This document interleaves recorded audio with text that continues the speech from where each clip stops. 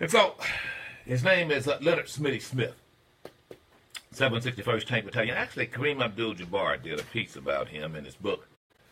Brothers in Arms? Brothers in Arms, that is correct. And that's an interesting book, and I would highly recommend that you get it. He won a Bronze Star. And, ladies and gentlemen, I'm here to share with you why he won that Bronze Star, and it's carefully shown here. There's a book called The Liberator. Let me see if I can put this up. It's a book called The Liberator. See that? I know it's backwards there, but it's called The Liberator. This is a mirror image on our Facebook page. I would highly recommend, if you're interested in that sort of thing, you buy the book. The Liberator is incredibly, should I say, cognitive when it comes to African-American experience during World War II. And it's a fascinating read. It's not just about battles and so forth. It's about how these guys were able to do what they did in short order. There was a move getting toward the end of the war, well, 1945, in and around that time. The 761st Tank Battalion, the Black Panthers, were moving in and close to Berlin. And one Leonard Smitty Smith, I'll just call him Smitty, as his boys called him, he was pretty matter-of-fact about the manner in which his tank unit so soundly handled the Panther and Tiger tanks of the Germans. And for that, he got the Bronze Star. But I found the actual description of what he did. Now listen to what this brother did as commander of his unit, of his tank, pardon me. They had Caucasian officers for the most part. He received the Bronze Star for as follows, I quote, "For heroic achievement in action, Private Smitty, tank gunner, displayed outstanding devotion to duty in closely supporting the 411th Infantry. On one occasion, Private Smith successfully assisted in the evacuation of a disabled tank in the face of enemy artillery mortars and small arms fire. Then, he materially assisted in the destroying of 23 pillboxes and effectively reduced enemy automatic weapons and sniper fire. Private Smith's action reflected the highest traditions of the military service." And there you have it. By the way, General Patton was present when he received that Bronze Star. You won't see that in the movie Patton, however. Neither will you hear about his comrade in arms, one Leon Bass, who wrote this upon going into Buchenwald, which was a concentration camp for Jewish people, where they discovered the horror of Holocaust, body after body lying there. Leon Bass was an associate of Smitty, and he wrote this: "I came into that camp an angry black soldier, angry at my country, and justifiably so. Angry because they were treating me as though I was not good enough.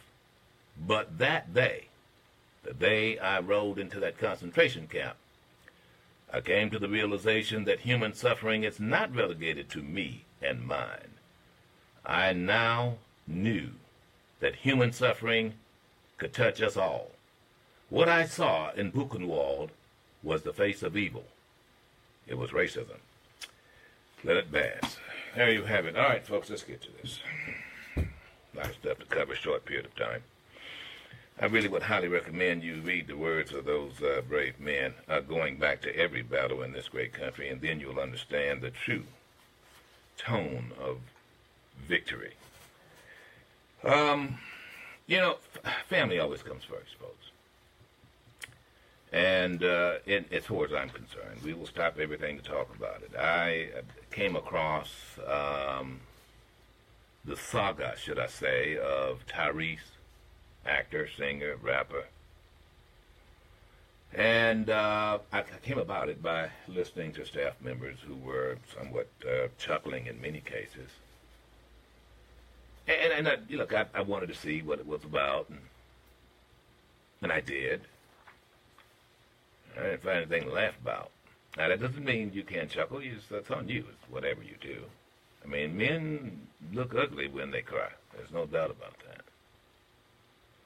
But I just saw something more in his saga, in his quest to continue joint custody with his child. And look, I don't know whether it's a meltdown or not. You guys probably know it better than I do, but we're going to talk about that. Because he touched on something that I was just startled by. In this day and time, this concept of being an involved father, and how in some cases involved fathers are treated like uninvolved fathers only because it's convenient in some cases, or maybe the uninvolved fathers are making it hard for the involved fathers. I saw a very broken man, a very scared man, that he was going to lose his daughter. So we're going to get into it, and look, I'm open for whatever conversation. There's no right or wrong opinion. There's yours, there's mine. But I think this is a commentary on our American society. When such time we see someone hurting, it almost seems as though it's some sort of bravado to say, "Ooh, that's crazy. I'm laughing." You know, it's always that. It just seems as though we've reached a point whereby the plight of others is now something to poke fun at. And I just didn't come from that environment.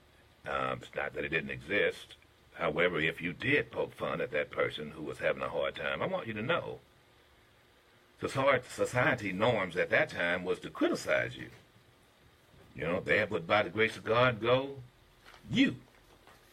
And you just didn't poke fun at someone who was ill, physically or mentally challenged, or someone who was having a bad day, or someone having a breakdown even. You just didn't do that because you knew turnabout was fair play, or what goes around comes around, as you used to hear all the time. And now it just seems as though it's fashionable.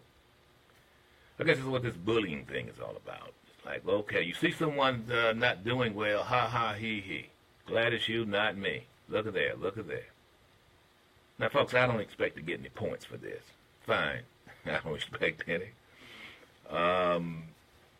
However, I'm not going to ignore it.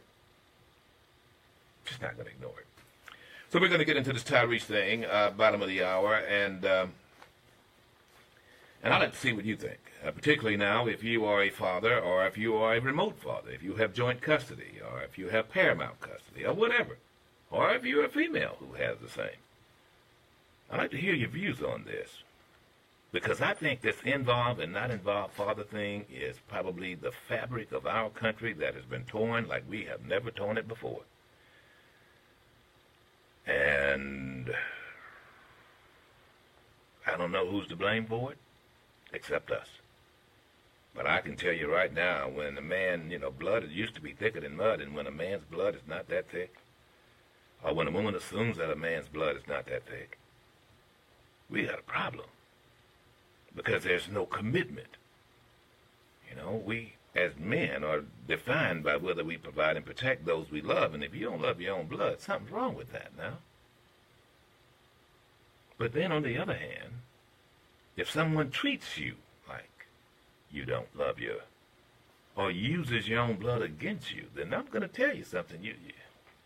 That's a very dastardly thing. And sitting in the middle of all that is this little child, and you got to ask yourself, what? Really? So, we'll chat about it. We shall. Shortly. But first, to China. Now, let me get this right, Ro. We've got three UCLA basketball players in China preparing to participate in a match with Georgia Tech. And these ball players decided to go to the upscale store next door. Yeah. Louis Vuitton. Wanted to go to Louis Vuitton. I never liked Louis Vuitton. What is the fascination with Louis Vuitton? It's like it's got a bunch of writing on it. I remember when it first came out, I thought, who would want that? Yeah. It's got his name all over it. The initials. Or they have the little quirky looking pattern that. Yeah. Little symbols. What started that? Just this whole wanting to be, designer. So does it say that Louis Vuitton was just it's a class thing, more money? Class thing, yeah. Totally. Is it? Mm-hmm. So in other words, you have a Louis Vuitton that implies that somehow or another you're rich. Well, So the whole idea is to look like you have money, even if you spent your last dime buying a Louis Vuitton. That's it. well, yeah. I mean, You got at least you got to the Louis. pretend. At least you got the Louis V. That's crazy. I don't know, folks. I look, it was a different time. I don't know. When they came out with Calvin Klein jeans way back in the day, folks, and the jeans jumped from $6, $8 Levi's to $40, It wasn't a hit. and they just didn't fit brothers. It wasn't for you. No. I mean, you know, You brothers. the You know, model. well, I mean, the brothers have the waist. You know, we've got a small waistline and the thick thighs, and you know what I mean. You go to that little buttocks thing, you know. And typically, whenever you even bought Levi's, you had to do some alterations. You know what I mean? Or else, Calvin's not built like you know, you had to get that belt and it draws all the pockets together. You know what I mean? You know, it was. You never went through that. Oh, again. yes. Yeah, that's not cool. Now it's cool to have your head let them just fall off. Now it's. Find something, yeah. But I mean, the Calvin Klein. I remember this very well. Who would pay that much? It's just jeans. Yeah. Well, Louis V's at the top of the luxury brand. Fine. So they go in there and see Louis Vuitton glasses. Yeah. And these ball players, LiAngelo Ball, Cody Riley, and Jalen Hill decide what they're gonna steal. They thought they could steal in China. They're out of the country, in China, communist China, big red China, and they're gonna steal. You know, it's just I don't know. These are college students, right? These are college students. Surely they don't make video cameras in China. Oh, no. Besides that, I understand this guy Ball. His dad's the coach. Well, his dad likes to think he's the coach, but his dad is very hands-on. His older brother just recently made it to the NBA, plays with the Lakers. And the dad has all the sons heavily involved in basketball, so he puts his 2 cents in wherever he can. No offense, George. So his dad was there? I haven't seen that Big Ball was there. I don't think he was. I would think he'd be pretty vocal. He hadn't made any comments about it just yet. So I'm from the information I've gathered so far, he's not in China. So these boys were arrested for shoplifting. Yes. In China. In China. Look, I've gone out of the country often, and I'm gonna tell you something, folks. All you want to do when you leave the good old USA is to get back without getting arrested. Right. I mean, you're getting caught up. I'm just saying, what fool would do this? Big Baller brand fool, apparently. And obviously his daddy can afford to get him whatever glasses he wants, or his brother. Well, yeah, I mean, if you know, Big It's a Ball can thrill. surely. Did it for the thrill, you say? Yeah, they did it for the thrill. I've done stupid stuff like this. You've stolen it. Have you really? No, I haven't stolen You it. go to China? But I was Go to a place you can't even look. Even if they were watching them and was talking to each other, they wouldn't know the language to know that they're being watched. Right. I think it was just a thrill thing. Let me just tell you, Jung Lee is probably sitting over there talking to the guy on the camera, you know, and well, whoever, you know, and interpret. If you were to interpret what they were saying, he would be saying, watch the brothers over there. The tall ones. You know, these are black guys. We know they're from. We know, where is he from? Where is he from? Harlem? Where is he? I have no idea. No, they're from but I mean, come on. I mean, look, folks. All you got to do is go to a shop that's owned by agents, a hair product shop in America that's owned by agents. Trust me on this. They are watching you. Look, I hate to sound like I'm being bigoted about it. I'm really not. Everyone I've gone into, trust me on this. But you've observed. I have observed it. And I make no bones about it. And there's this discussion. And then, look, don't get me wrong. Maybe it's some of the shops where I was going that had a high incidence of shoplifting. I don't know. And maybe there was some scrutiny beyond just African Americans. I'm not Caucasian. I don't know whether they watch you the same way. I've been there, and usually when I'm there, I don't. They follow me. They follow me, right. Or they were following me. We have now confirmed that Big Ball, LeVar Ball, is in China. He says LiAngelo will be fine. Well, I hope so. Did we confirm that these guys were actually shoplifting? We have not confirmed that they actually shoplifted. They were caught on tape, But though. okay, well, They were videotaped. Well, we've not seen the video. It is. I've not seen anything to confirm that. That it was video. Everything we're hearing now is. According to Chinese officials. So the Chinese officials said they were videotaped?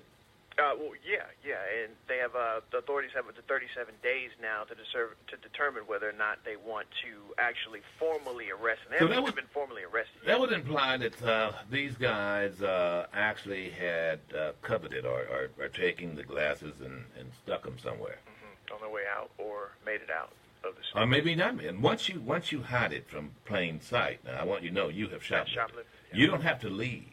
Yeah. You don't have to leave.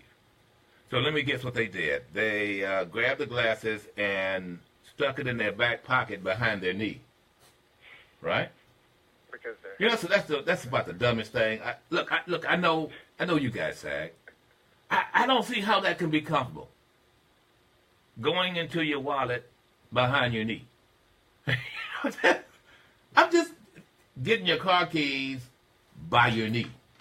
Is that comfortable, Ro? I wouldn't know. Really. Well, yeah, you do. You know, come on, don't even try it.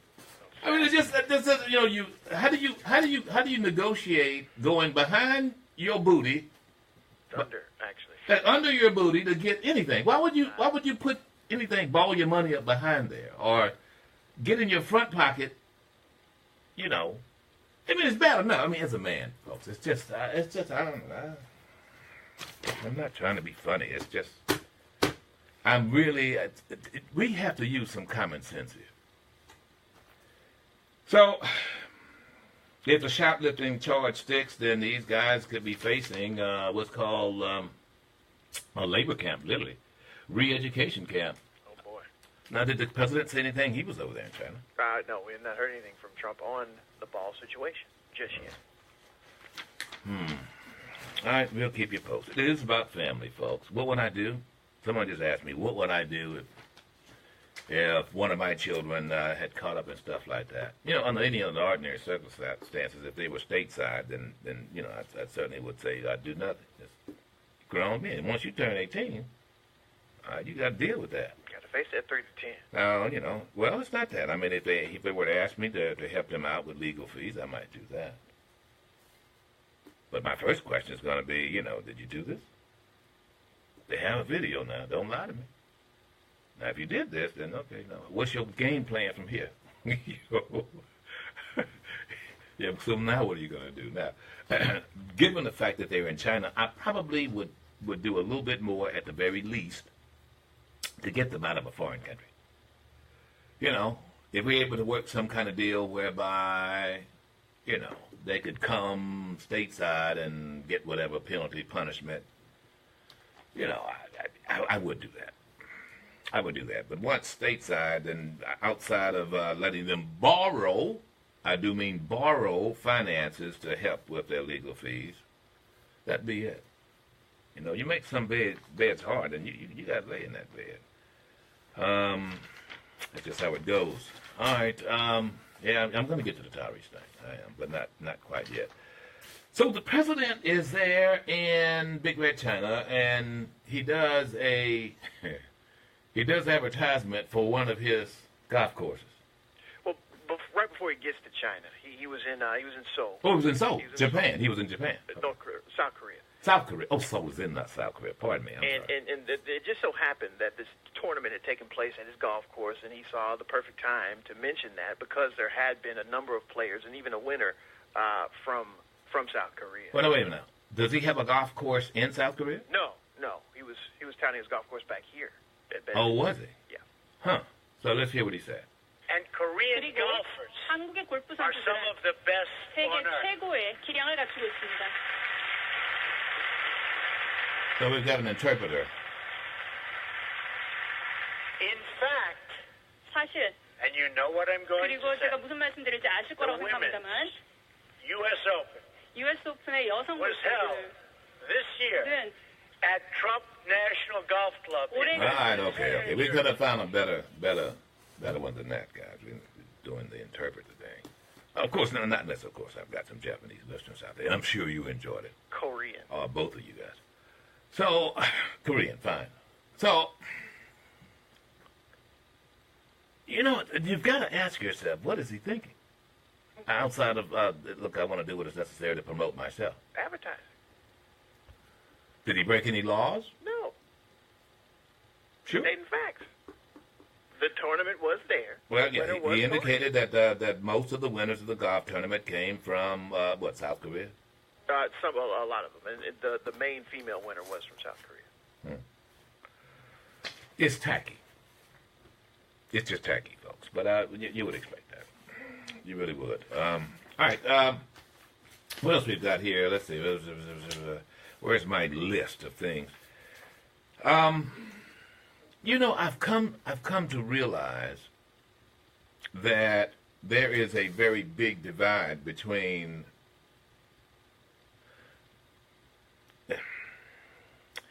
and it's not a political divide.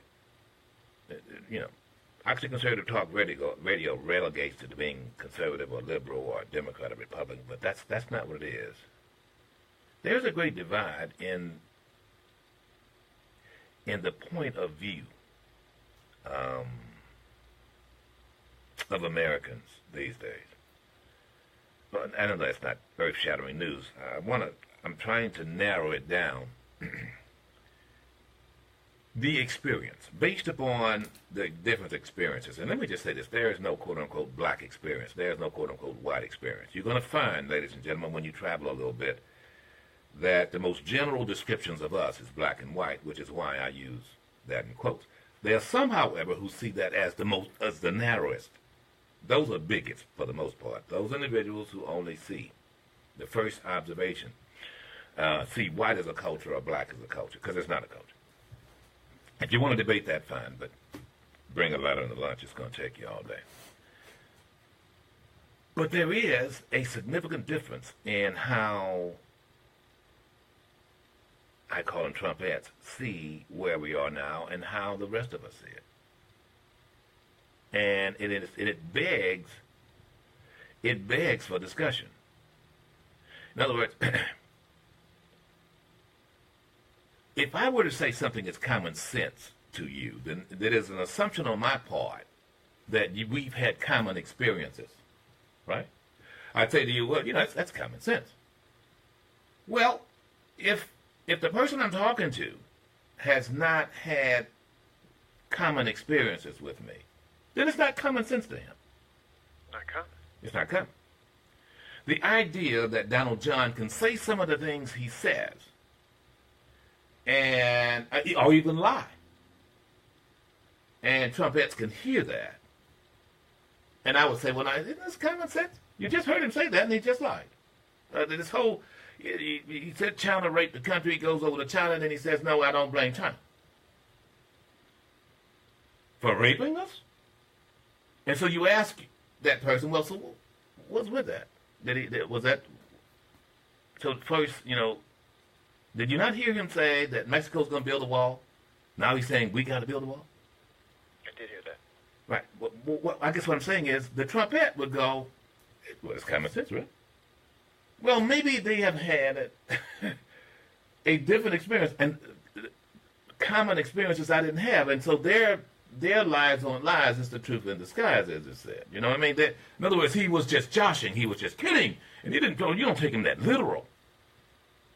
So when you hear the president say what he said regarding China and blame China and then turn around and say this.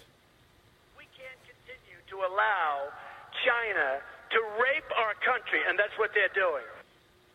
Yeah, then he says this. I don't blame China.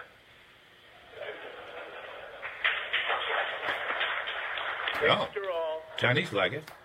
who can blame a country for being able to take advantage of another country for the benefit of its citizens? I give China great credit. It's too bad that past administrations allowed it to get so far out of kilter. But we'll make it fair, and it'll be tremendous for both of us. Here's the thing that bothers me about this. This is a guy who just after he was elected, who just received patents because he was seeking to get patents and what else?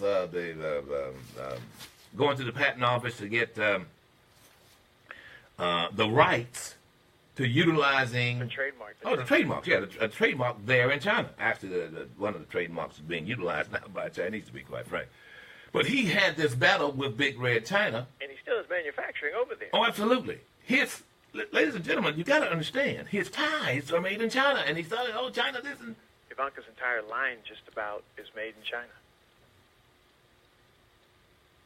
So when you talk to a Trumpet about this, I guess it's uncommon for them to understand that their experiences won't let them accept the fact that they're listening to a guy who's a hypocrite because most of his stuff is made in China. Well, he's just taking advantage of. He's a businessman, Rip. He's a businessman. He's a businessman. Rip. By the rules and laws that are in place already, Rip. Don't be a hater.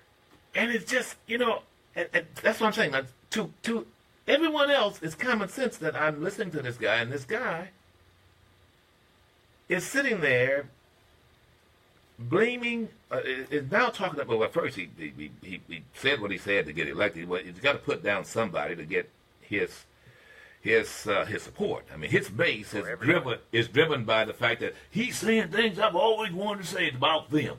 It's always about them. Now he's saying it. I thought it. Now he's saying it. Oh boy, I love this guy.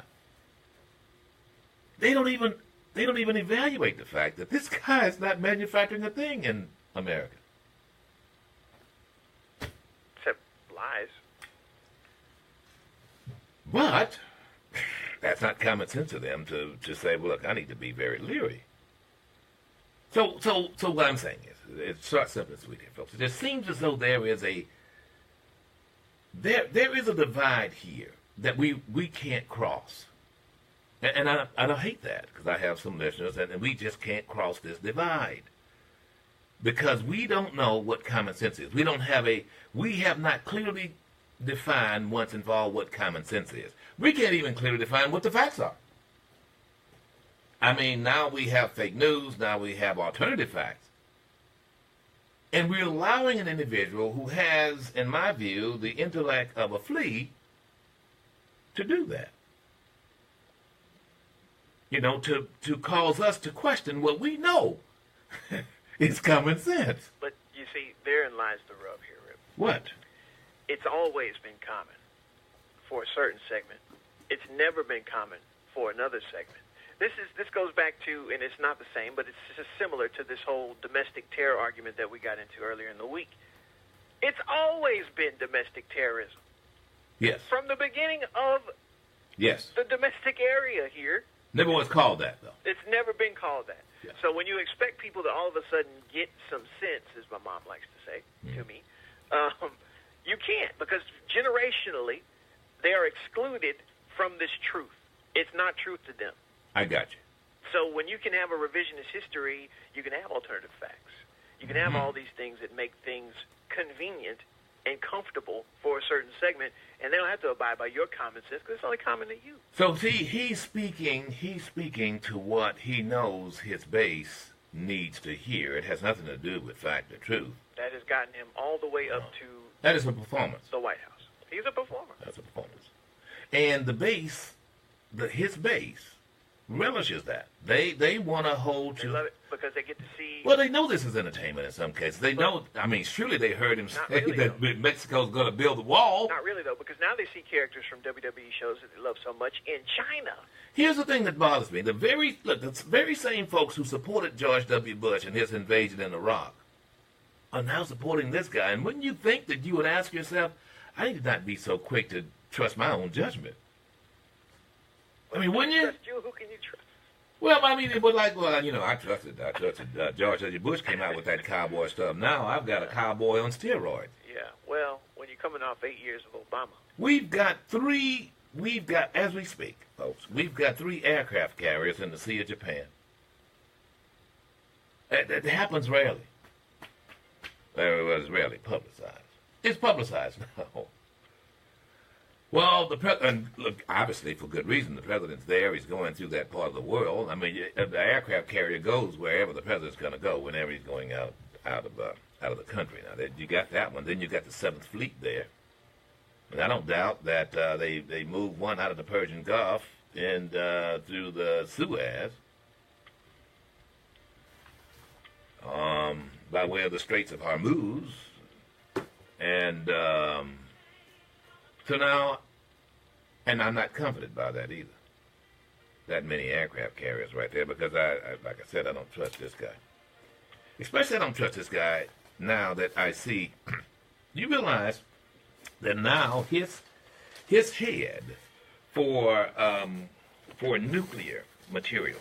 Now, there's this board that they're using. Actually, USA Today did a good piece on this.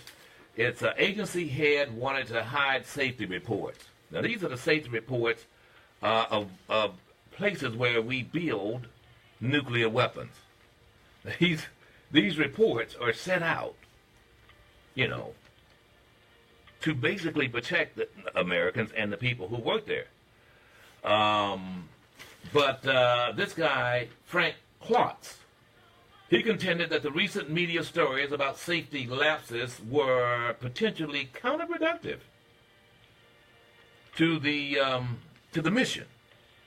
Now, one of the safety records basically tout what has happened. You want to know what has happened? Let me give you an example. Federal facilities where nuclear weapons are produced are run by corporations. Okay, I got that. I want to give you an example. Let's see. I want to guess. In June, the Defense Nuclear Facility Safety Board's chairman, Sean Sullivan, said that that he will secretly purge the Trump administration to encourage the Trump administration to eliminate these evaluations by third-class commissions to make sure that we're handling the nuclear weapons safely. Now, if you're looking to not have oversight of this, and yet you want to increase the number of warheads, it begs the question: why would you hide this? Why would you not want to have some oversight? Just don't trust anything this guy's doing. Hang on, folks. We'll be back. The Jackson Advocate newspaper has been the voice of Black Mississippi.